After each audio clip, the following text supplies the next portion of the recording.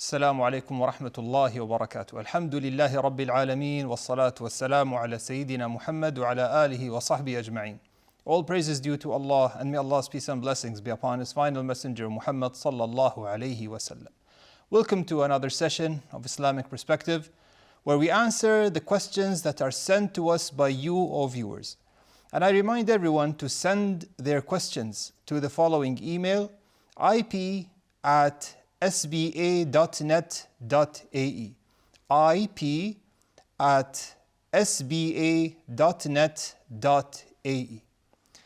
طيب, with the will of Allah, the aid of Allah, we will start with our first question. It goes like this. Assalamu alaikum wa rahmatullahi wa barakatuh. Alaikum salam wa rahmatullahi wa barakatuh. Find the question as follows. Please, should a woman cover her feet during Salah? Should a woman cover her feet during Salah? طيب, alhamdulillah wa salatu wa salam ala rasulillah. We know that of the conditions of a valid prayer is to cover the awrah. To cover the awrah. Now the awrah in Salah could be different than the awrah outside Salah, especially for the case of women. The awrah in Salah, there are certain things that are agreed upon by all madhabs, which is uncovering the face. Uncovering the face, the sunnah is to uncover the face in Salah. And no one said that face is awrah in Salah. But the other matters that they differed in is the hands, al-kathayn, the hands and the feet. So we have some madhabs like the Hanbali madhab, which states that covering the hands and feet is a condition of validity for a prayer. So it's considered awrah in prayer. While the majority deem that covering the hands is not necessary. And this is the stronger opinion in this matter, that covering the hands is not considered awrah. So if the woman prayed without covering the hands, her prayer is permissible. Now regarding the feet, the majority state that covering the feet, is mandatory for Salah. So it's a condition of validity. It's part of covering the awrah. If a woman prayed without covering her feet, inshallah, her prayer is valid based on the other opinion. But, a person should always take the safe opinion regarding worship. So we have the majority state that covering the feet is an obligatory action. It's an obligation on the woman to cover her feet in prayer. So why do we put ourselves in these areas of dispute? So for a woman, we advise her to cover her hands and feet, to remove herself from any dispute. If a woman says, what about the past prayers that I did? Look, the past prayers, inshallah, it's valid and may Allah Azza wa Jal accept from you. But starting from now, make sure to cover your hands and feet. And don't get into arguments and discussions, with other sisters. Take the safer opinion. Cover your hands and feet for prayer. Now, covering the feet, it doesn't mean that it's an obligation for you to wear socks for prayer. But if your dress was long enough so that the feet are covered while standing up and also while performing sujood, then this will suffice, inshallah. This will suffice, inshallah. Wallahu a'lam. Let's go to the next question. Are women allowed to enter the masjid while on menstruation for attending Qur'an Halaqah? Alhamdulillah wa salatu wa salam ala rasulillah. All four imams agree that a woman in her period should not enter the masjid. A woman in her period should not enter the masjid. Unless, of course, there was an emergency and there was dire need. For example, a woman was walking with her son and her son just entered the masjid. And she's afraid that she might lose her son. So she entered the masjid to get her son out. So here, every situation has a separate ruling. But by default, she should not enter the masjid. What about this case, A woman might say, isn't this an urgent matter, which is attending halaqah? Wallahu alam, it's not. It's not an urgent matter, attending your halaqah. And your teacher should understand this.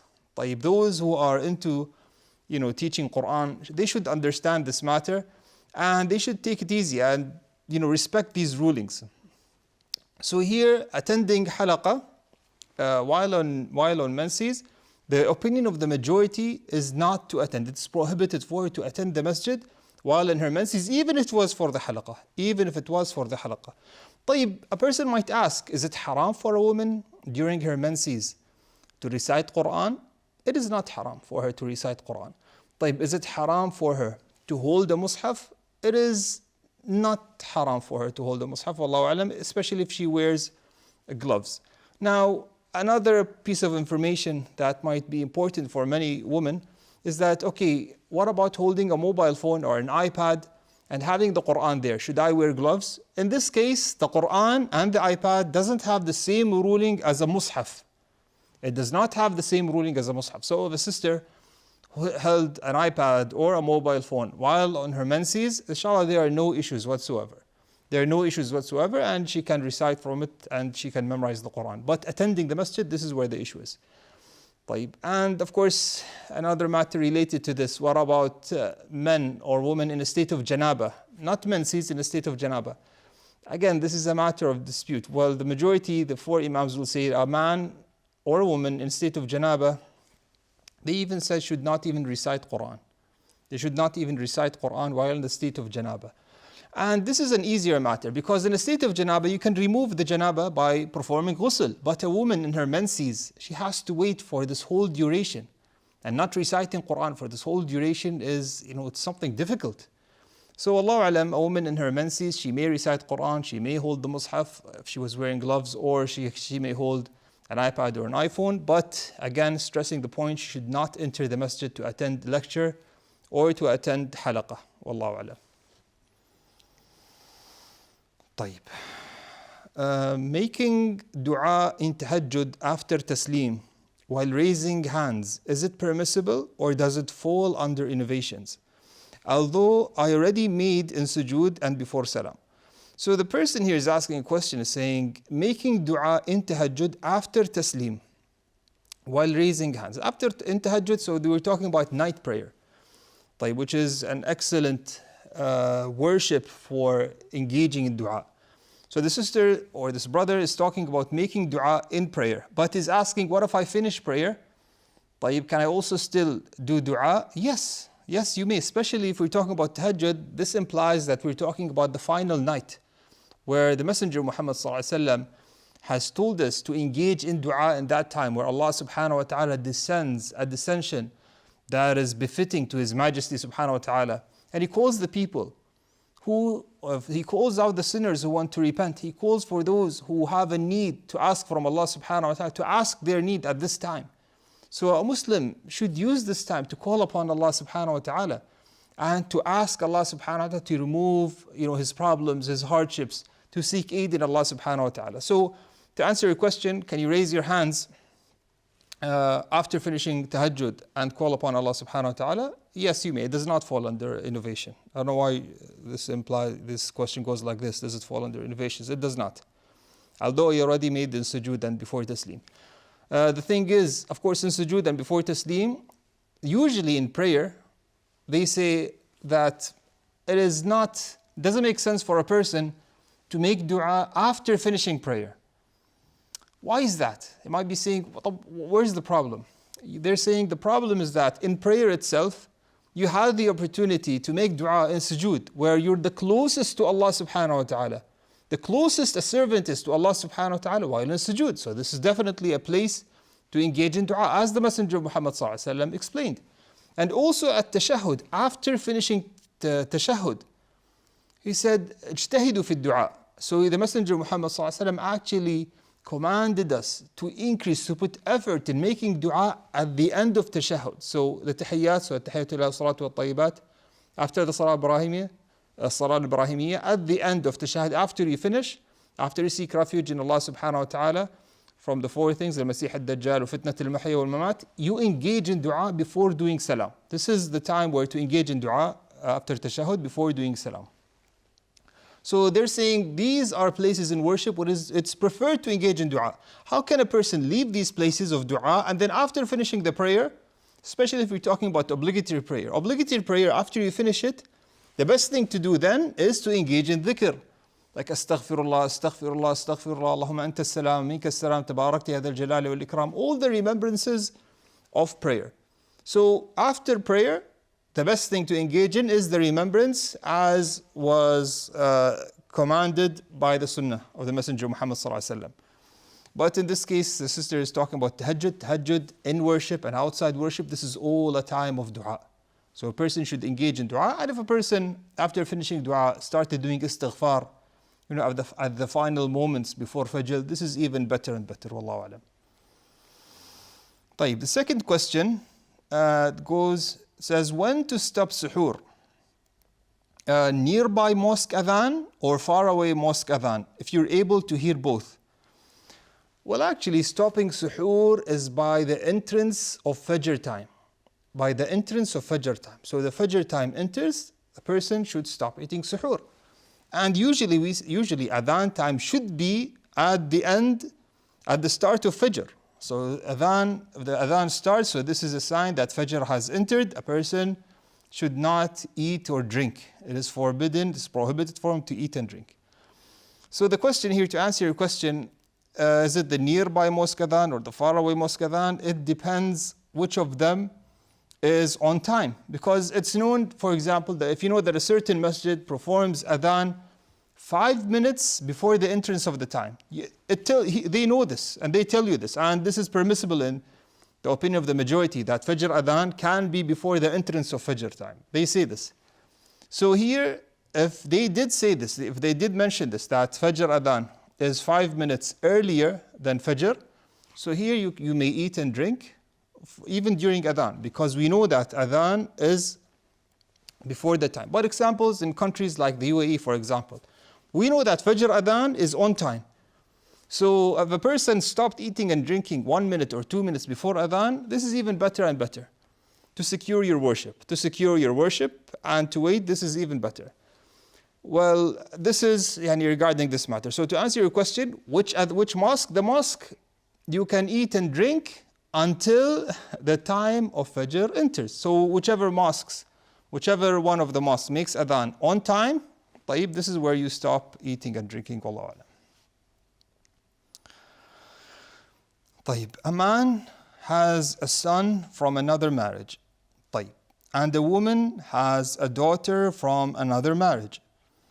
The said man and woman, they get married. طيب, my question is, do their son and daughter become mahrams? Can they marry each other? طيب, let's visualize the matter here. We have a man who has a son from a previous marriage. He divorced his wife. And we have this woman who has a daughter from a previous marriage. Okay, she's divorced or she's a widow. طيب. Now this man and woman, they want to get married. What's going to happen? If this man marries this woman, where will the prohibition be? If this man marries this woman, then her daughter becomes prohibited on the man himself. On the man himself. So he cannot marry the daughter. Also, the son, this woman will become prohibited on the son in the sense that the son cannot marry this woman even after the father divorces her. Even after the father divorces her.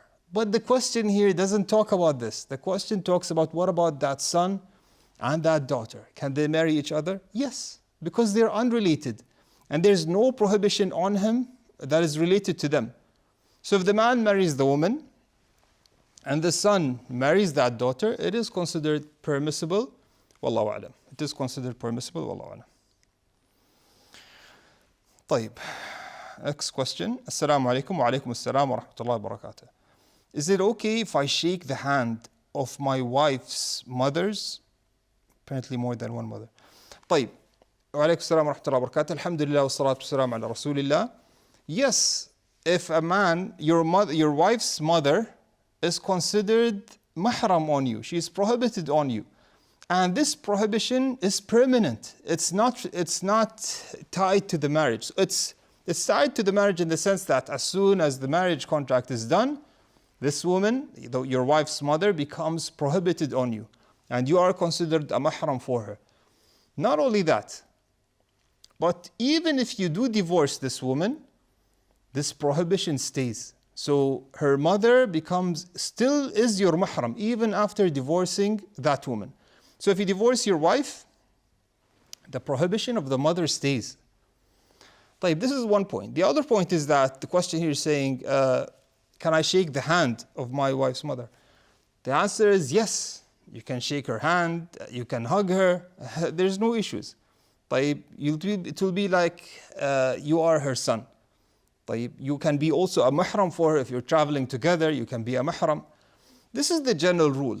But if there was, we're talking here, giving precautions, if there was a situation, where there was a fitna, it is better to avoid these things. You might be saying, Sheikh, how are you thinking like that? We're talking in general. In general, it's permissible. You can shake her hand, you can kiss her forehead, you can hug her. She's considered like, you're considered her mahram. طيب, permanently, even if you divorce her daughter.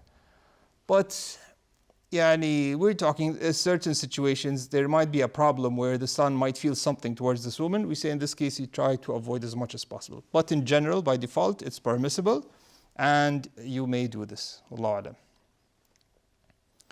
Assalamu alaikum wa rahmatullahi wa barakatuh. Alaikum salam wa rahmatullahi wa barakatuh. Sheikh, please explain the below verse.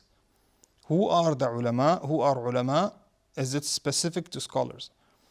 إنما يخشى الله من عباده العلماء إن الله عزيز غفور. طيب, alhamdulillah والصلاة والسلام على رسول الله. In this verse, Allah subhanahu wa ta'ala is saying, إنما يخشى الله من عباده العلماء.